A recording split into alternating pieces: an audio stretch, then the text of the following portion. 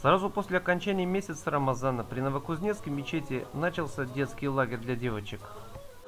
В течение дня девочки изучали религиозные науки, узнавали хадисы, аяты, потом выходили и играли на территории мечети в различные подвижные игры.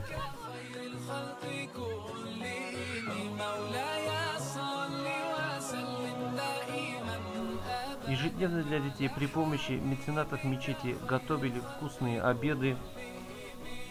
Также детишки с удовольствием посетили главную достопримечательность города Новокузнецка, ее историческую крепость.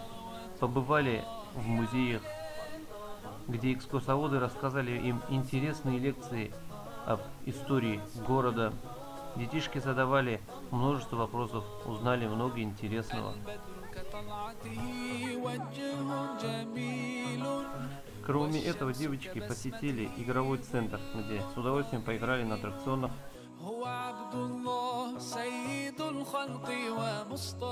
Каждый день лагеря не был похож на предыдущий, так как воспитатели ежедневно придумывали для детишек новые игры и интересные развлечения.